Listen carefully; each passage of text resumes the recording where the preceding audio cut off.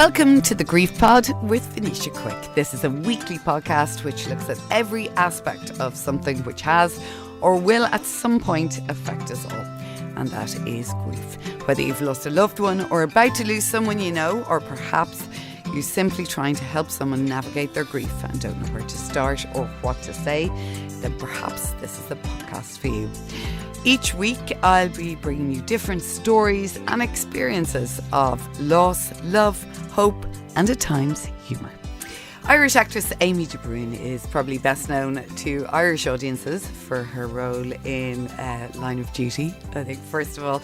Also, as well as Borderline and the current show on Netflix, Sanctuary, A Witch's Tale, and loads more as well. However, it's her latest project, which she both wrote and stars in, Samhain, which is creating much needed conversation and a very important impact in the area of autism. It also looks at the grief felt by a parent when their child is diagnosed, the need for more support and less judgment for parents, and also the overwhelming need for a much more accepting world of our neurodivergent kids. Yes. Thanks for coming on. Thank you for having me. This has been, and I think I speak for judging by WhatsApp groups and groups I might be in, that this is a movie or a film that a lot of people felt they needed because it shows what it's really like for parents behind the scenes. It so much of it resonated, I think, just even the trailer was just like, oh no, we know this. And, you know, it just made so many parents that do that day in, day out feel seen. Yeah. Which is incredible.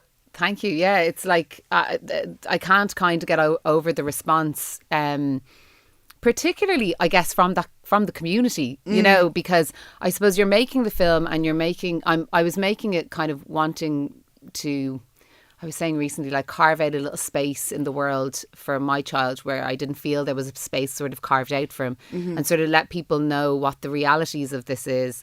And you make it for film and you make it for TV audience because it's with Virgin Media. But obviously it's a short film. So you're just kind of thinking, oh, you know, do a festival run and this and that. But I can't get over the response that was met. And I think that's also because it's both, like Sean, my husband, directed it. So he's living it too. So, and even like a lot of the team were neurodivergent as well. So we've all had our varying experiences of it. So it just felt like it was really a story that, we wanted to show a really authentic view of it as well. Like what it really is, like that struggle, the getting out the door, the the car seat. No ice cream for breakfast. You walk out with an ice cream. Ice cream for breakfast. How many times? I literally did it at the airport the other day where River was like, had his heart set on an egg. And just to get out of the airport, I was like, sure, we're getting an Easter egg. Like it was just to like get him out, put all the obstacles out of the way so we could get him home and get him regulated. You know, like so. Well, you do what you got to do, and I think that's very interesting already. What you said about the crew, and because you know autism and people who are autistic present in loads of different ways, and nobody ever really presents the same way. Always. Exactly. And they say if you've met one autistic person, you've met one autistic person. So I think that really brings it across, having such like a vast range of experiences in the crew. Yeah, because even when we were getting River diagnosed, you know, they're kind of going, any flapping? We're like, no. Any walking on tiptoes? No. Any stimming? No. So really, you know, it's not as kind of cut and dry as ear defenders, flapping, stimming. How was the birth? How was the birth? All that. So it was just that, and that was what was so lovely about it. And we were just sending the script out to like both myself and Sean and the producer Mike Donnelly. Like we've all been in the industry for quite some time now, and it's not, you know, we were kind of saying it's not particularly a time when we would be making a short, but this was just the perfect opportunity to make this. So we were going to people that we've worked with on maybe bigger projects and kind of going, what do you think of this, and giving them the script.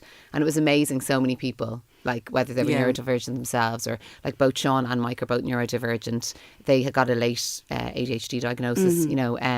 So somebody came on because their child was neurodivergent, you know, and it was just all of that kind of. And I think the script did speak to them in the sense that it was a very real portrayal of what goes on, and then also the parents, like because I keep seeing things on TV from the child's perspective or the autistic person's perspective, which is great in its own way.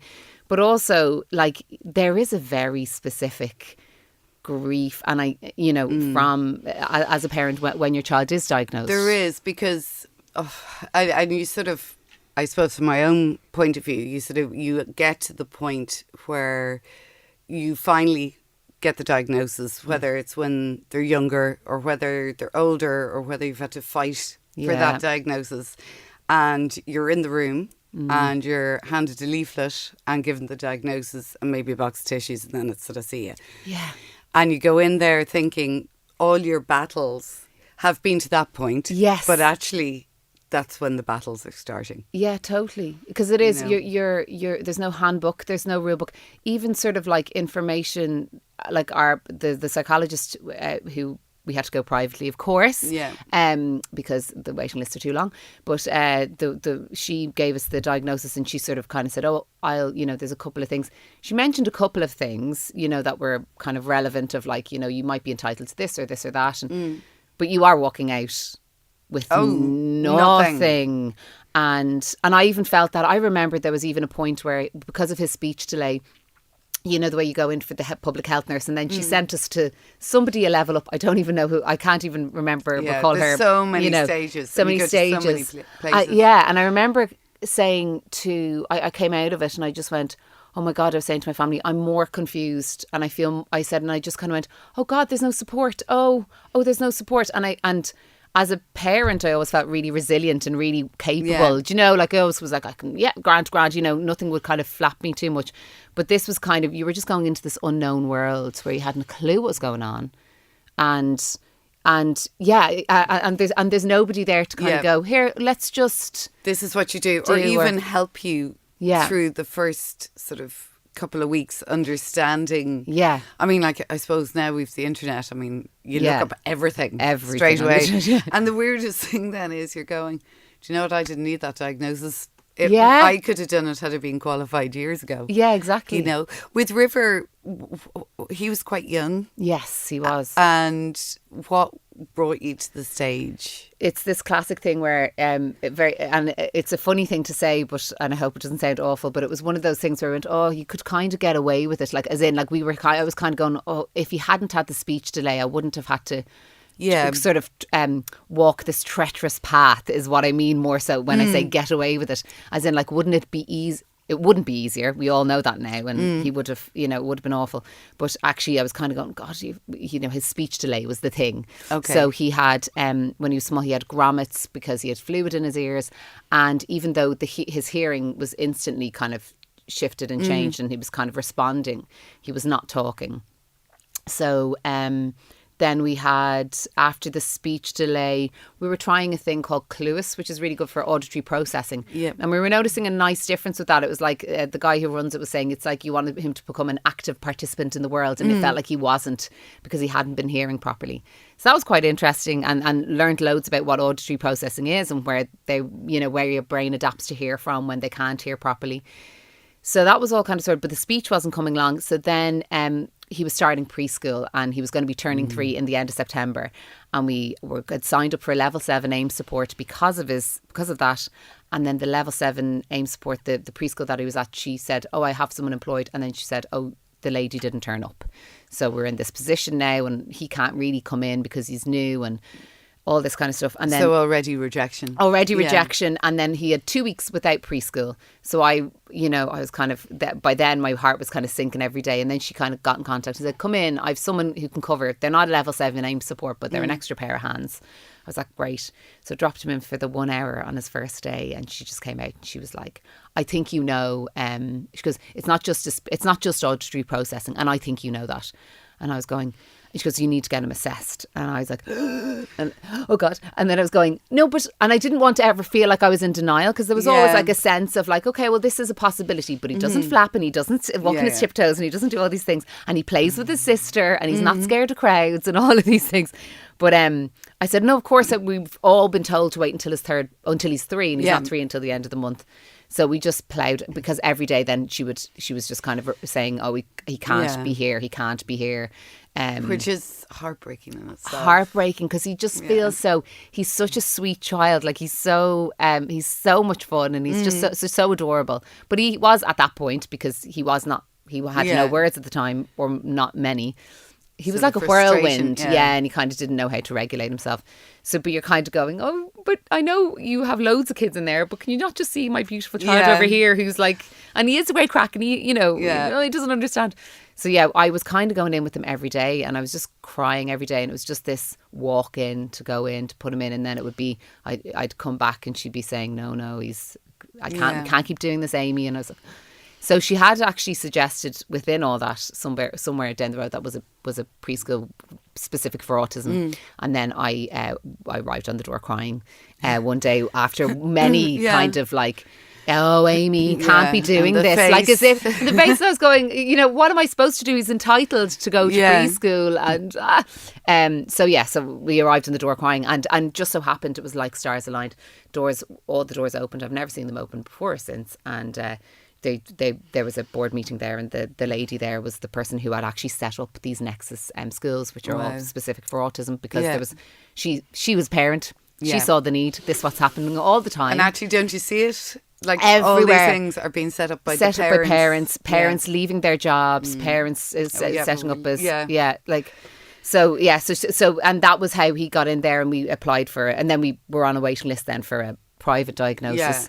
And which then is that's the way how you do have to go sometimes. Yeah, oh totally. And that's the awful thing, because it wasn't like and it shouldn't be like that. Like every child is entitled to that diagnosis. And then somebody was telling me that as well with the kind of waiting list, it's actually breaking some sort of European Union law or something. Yeah, well, there's the whole thing with the assessment of needs. Yeah, the assessment of needs, that was it. If they're gone over 6 months, if you've applied for 6 months for school, like for the assessment of need to go to school to get access to a place.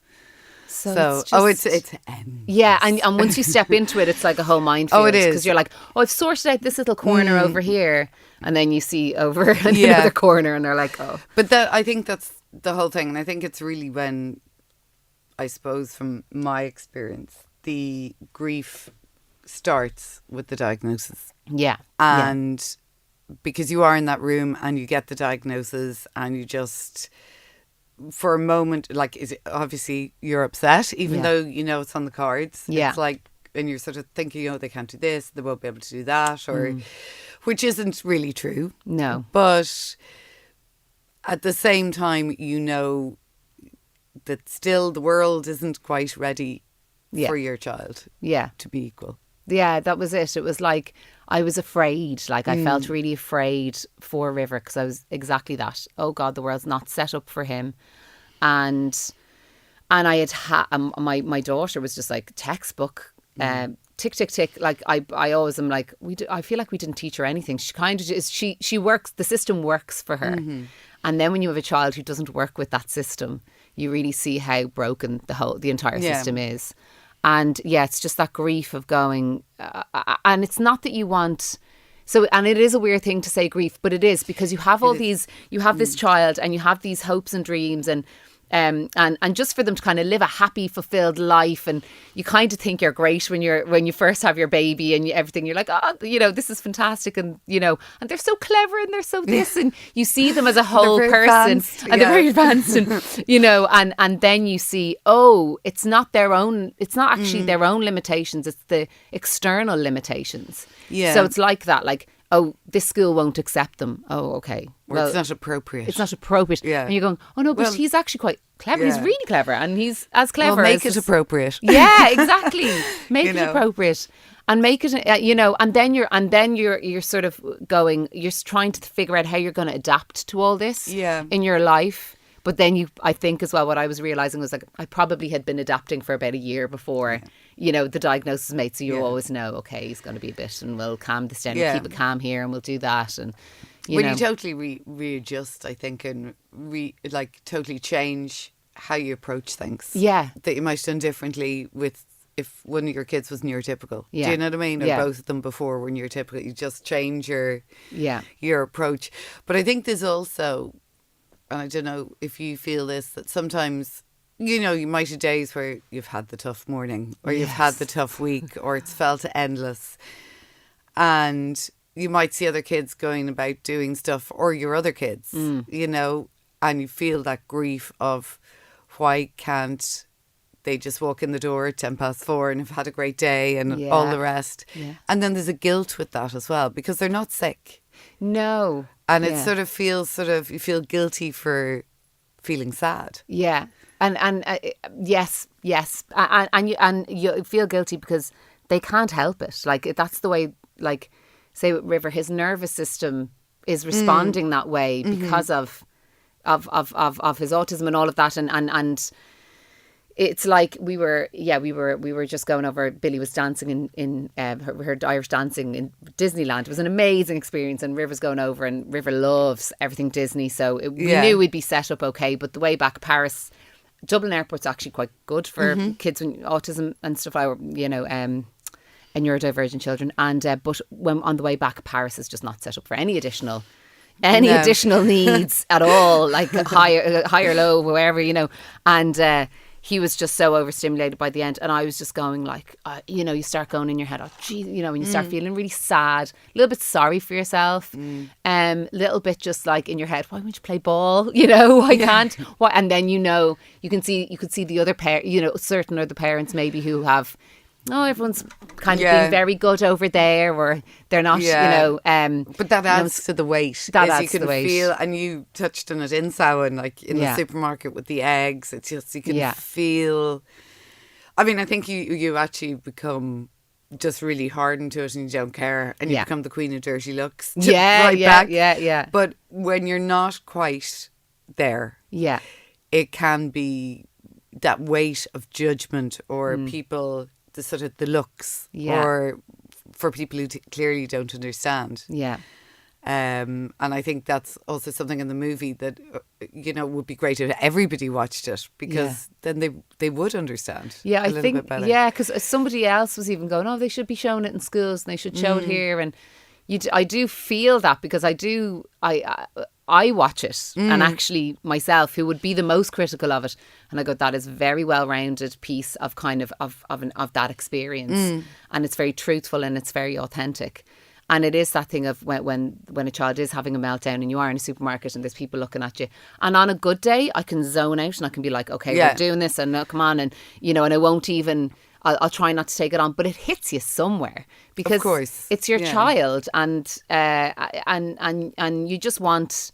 You don't want someone to kind of think or judge that and think that that's all they are. That's who they are. No, it's not. There's so much more than that.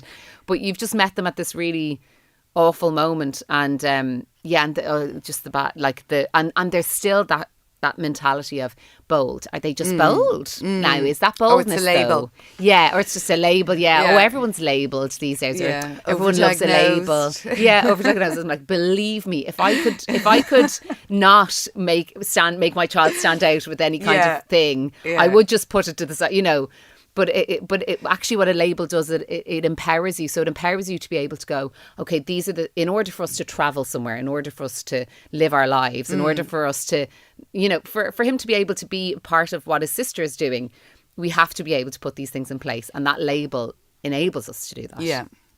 It is sort of, and I mean, I think that whole sort of, that's what needs to change a lot, is that whole sort of perspective from other people. Yeah. Because I think there's so much, I mean, there's a headline every other day in the papers, whether it's about the AONs or access to classes or, you know, school sports, whatever it may be.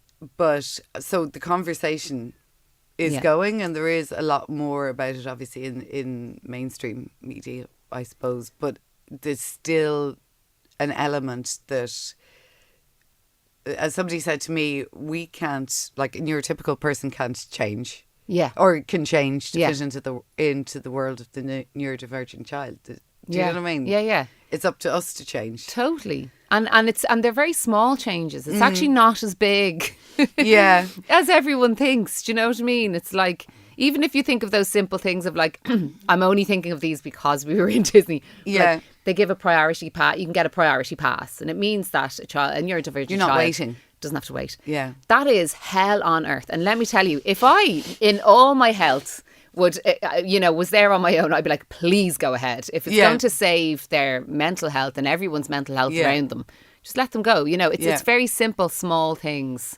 And also understanding, like, might need a bit more time, transitions might be hard, all of that kind of stuff. But I think, I wonder as well, is it that kind of thing of like, not my child, not my problem. Yeah. Yeah, but then if you think about like 1 in 25 kids or something now is the diagnosis. Yeah. Then your child's best friend, your somebody your nephew, your niece, in your class. Yeah. If you want to be inclusive, then learn about it. Yeah. Yeah, definitely.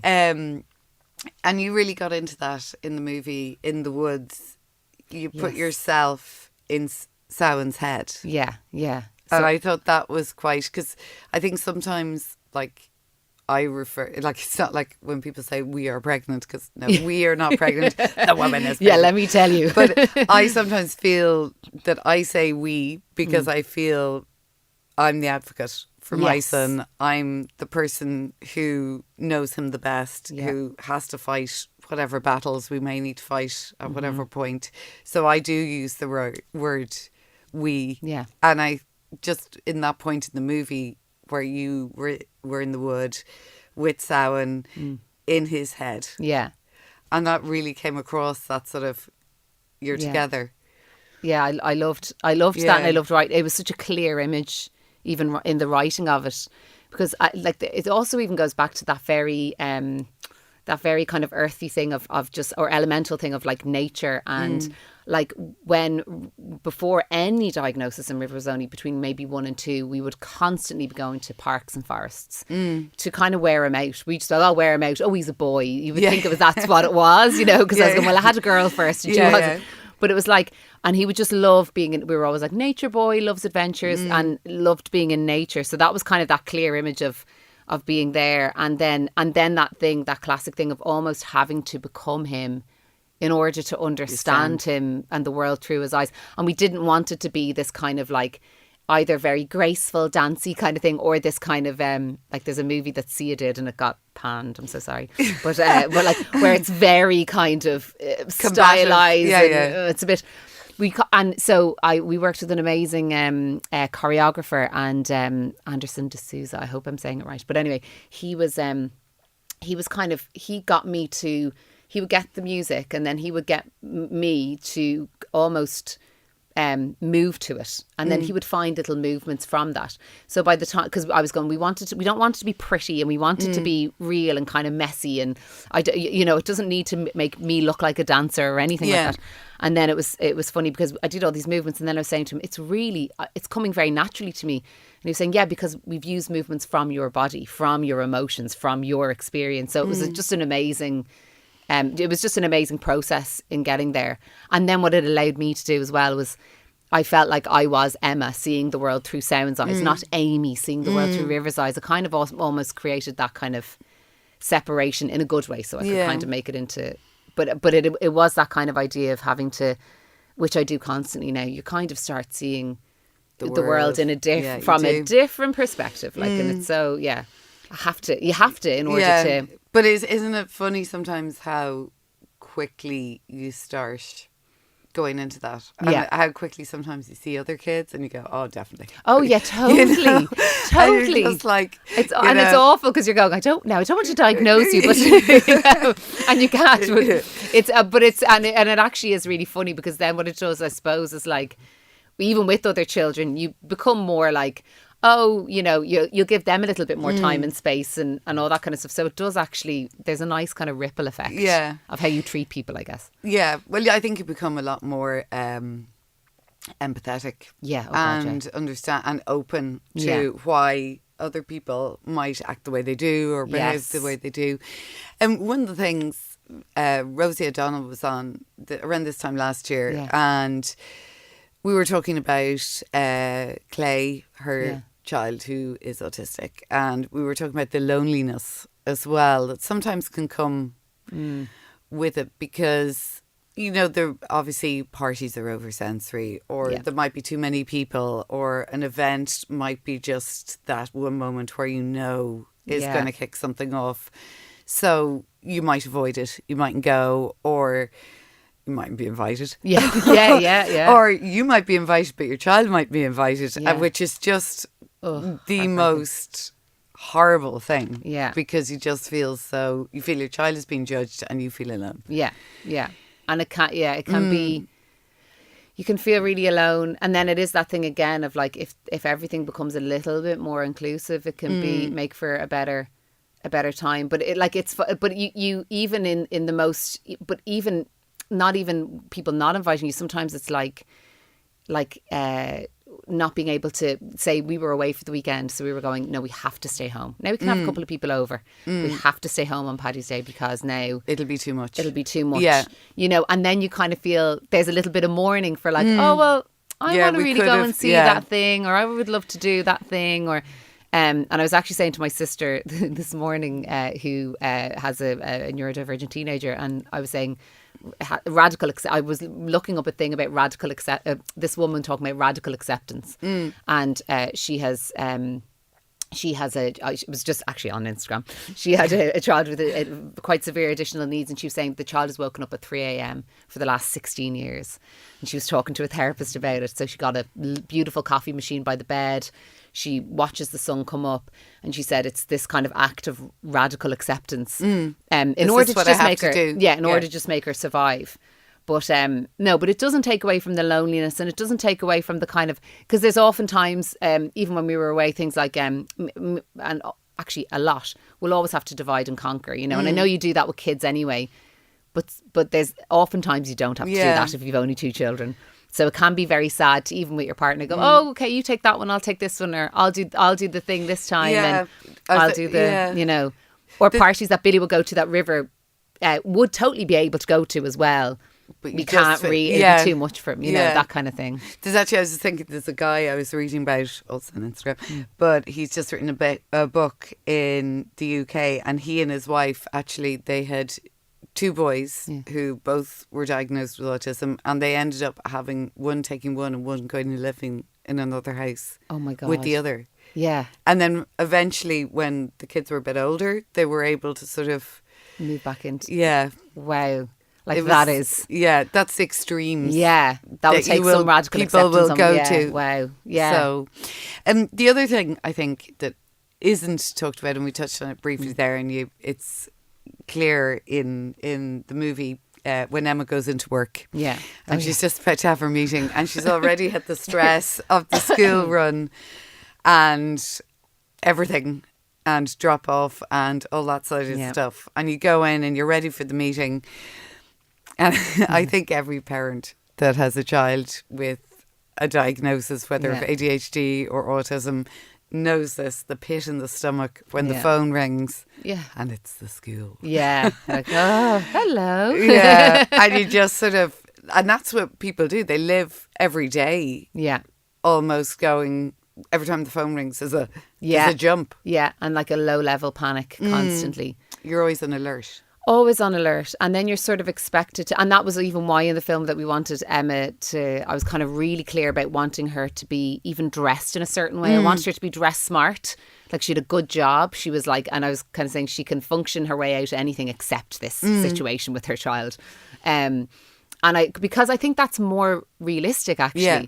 Like, we're here today. We're dressed lovely. We've got our makeup on and the whole lot. We've no idea what we both went through this morning in order for those things to happen, So I think it's just, I can't even remember my train of thought. But it's just so important it's something I think that people don't realise. Yeah. That so many parents, it's an add-on. Yeah, it's an add-on. And actually, and how difficult work can be.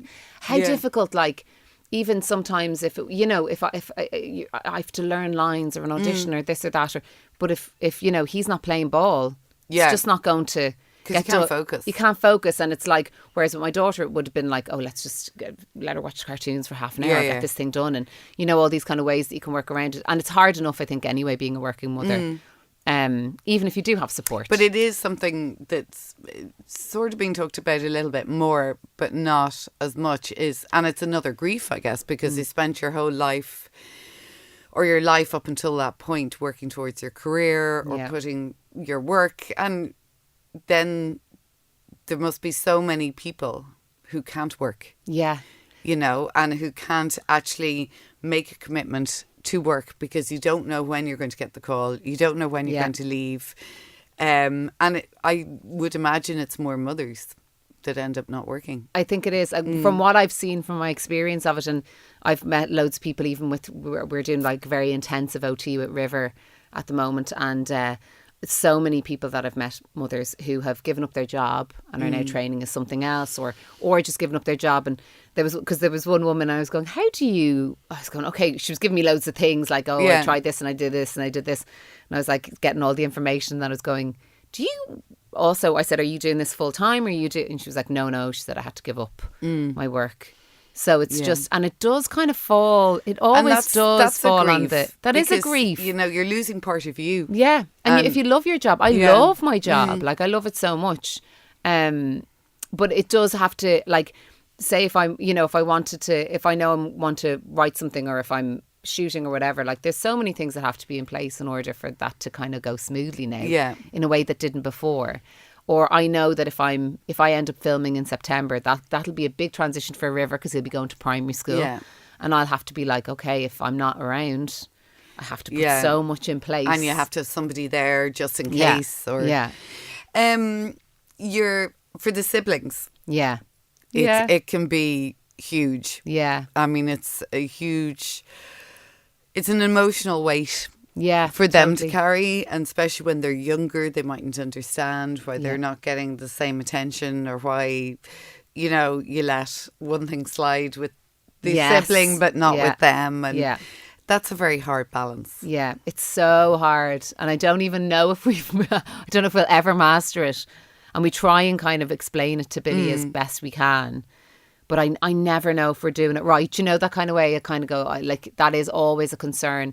So I always try and give her some separate time, or time on her own, or different things. Or my mum's great. My mum's like, now send her down, because my mum lives in Wicklow. Now send her down to me now for a sleepover, and I'll give her all the quiet. And she loves the quiet and the peace, and doing her painting down there and all that. So you're trying to kind of mark out those little bits of time. But it is that thing of like the unfairness and because there are certain things you'll let slide, or there'll be, no, he's allowed to have that treat going to school. Why? Because we just need to get him in the door, and you will go, and he won't. Cream. You know, exactly. The fourth ice cream. Yeah, the fourth ice cream. Sometimes. Oh my God. Oh, so many treats.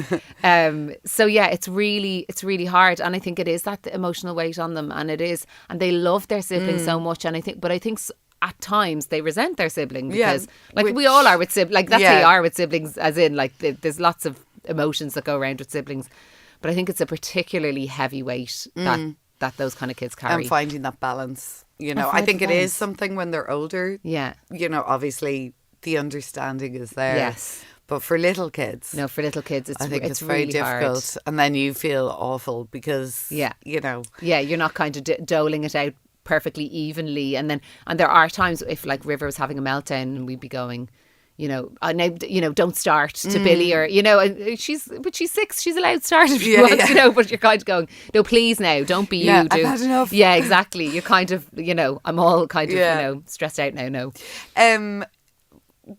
You're writing a book actually as well. Yes. About that. Yeah, so we had actually, it's funny because that kind of came first. Me and Sean were having a conversation, and Sean was saying, I was thinking of something like maybe from Billy's perspective, from siblings' perspective. And then I'd had a particularly bad week going in and out of that school that he eventually left. Well, after a very short time left. And we were on a flight on the way to a friend's wedding, and it just poured out of me. So we're doing like a children's book for the sibling, and then Sean is an illustrator as well by trade, so he was like drawing along with it while I was writing it. So it kind of, so really want to get that kind of published basically, and and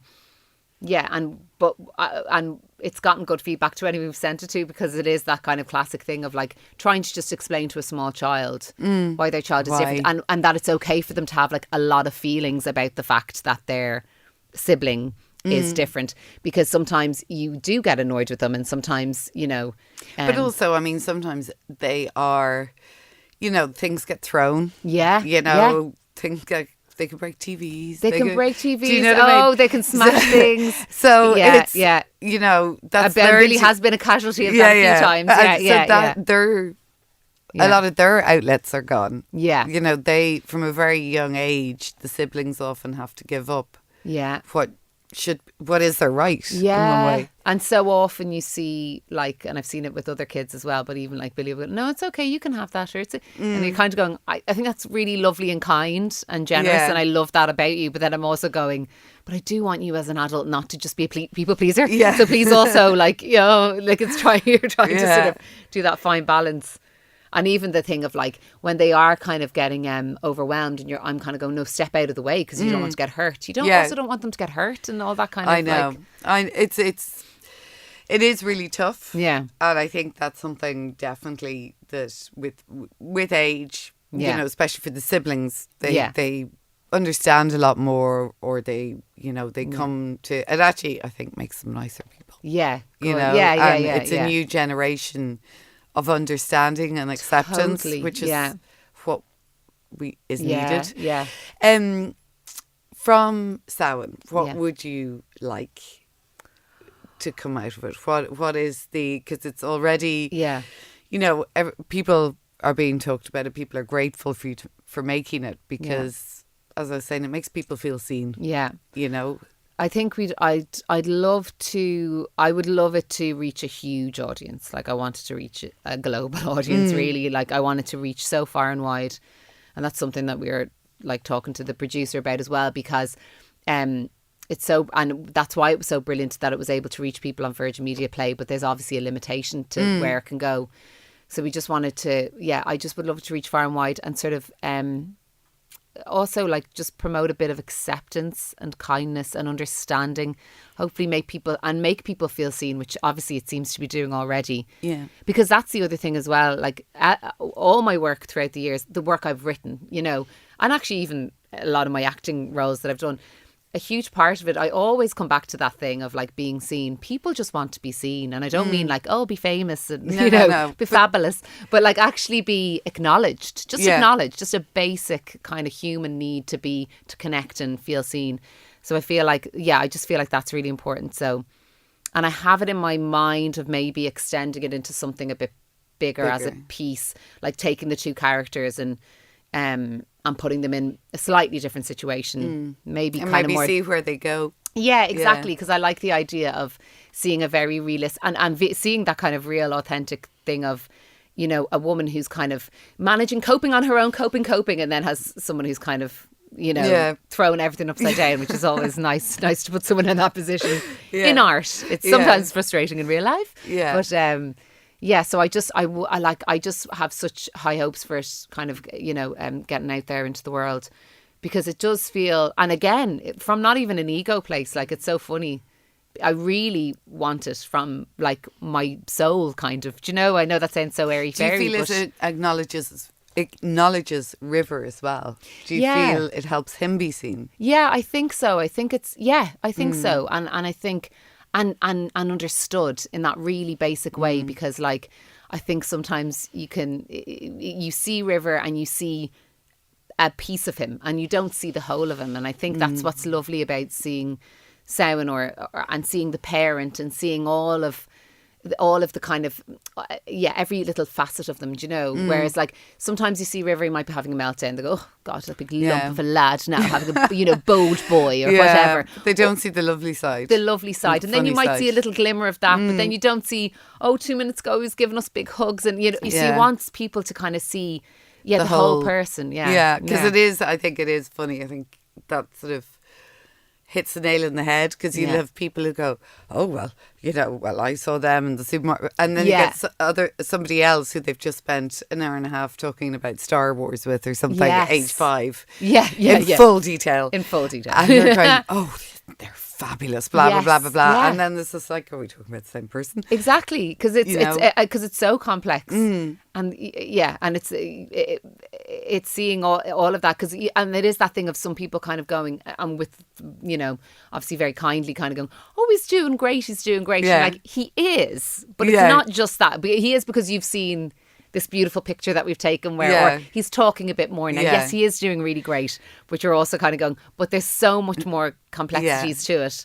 And that's the reason maybe why we can't do this and why we have to put this in place and why we have to kind of cushion a lot of things and around that's why him. you can't come to our house. Exactly, yeah. Thank you so much Thank for you. coming in. I think it's a lovely movie. It's something I think that's meant a lot as well to a lot of people, because just tells the story of what so many people go through. Yeah, I'm so glad. Thank you so much. Thank you so much. Thank you for listening to this episode of The Grief Pod with Venetia Quick. You can listen on SoundCloud or wherever you get your podcasts. We also have an online community on Facebook, The Grief Pod, or on Instagram @GriefPod Series.